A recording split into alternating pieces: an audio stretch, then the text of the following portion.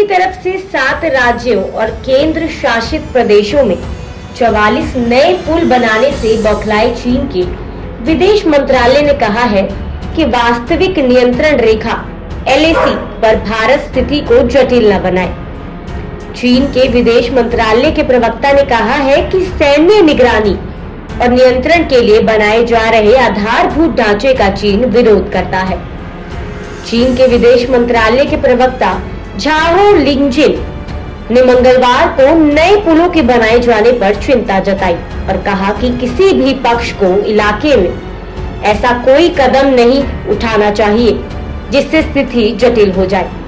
चीनी प्रवक्ता ने कहा कि सैन्य निगरानी और नियंत्रण के लिए किसी भी आधारभूत ढांचे का चीन विरोध करती है।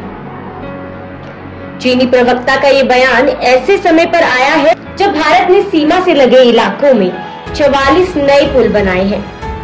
रक्षा मंत्री राजनाथ सिंह ने सीमा सड़क संगठन BRO द्वारा 7 राज्यों और केंद्र शासित प्रदेशों में बनाए गए पुलों का उद्घाटन भी किया है। ये पुल 286 करोड़ रुपए की लागत से तैयार किए गए हैं। तो वहीं दूसरी ओर भारत और चीन के बीच 7वें दौर की सेनाएं वार्ता रचनात्मक रही और दोनों पक्ष अपने नेताओं द्वारा मतभेदों के विवादों में ना बदलने की आपसी समझ को क्रियान्वित करने पर सहमत हुए।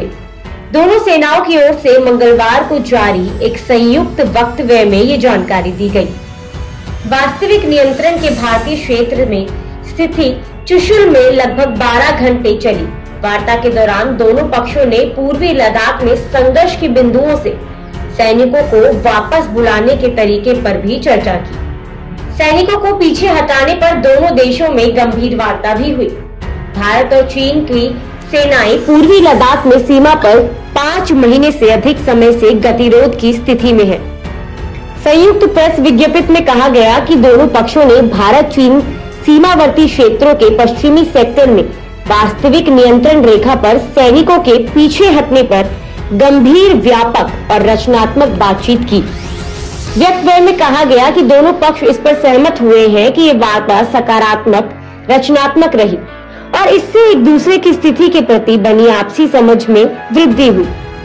वक्तव्य में कहा गया कि दोनों पक्ष सैन्य व राजनीतिक माध्यम से संवाद और संपर्क बरकरार रखने और यथाशीघ्र सैनिकों की वापसी के लिए दोनों पक्षों द्वारा स्वीकार्य समाधान निकालने पर सहमत हुए।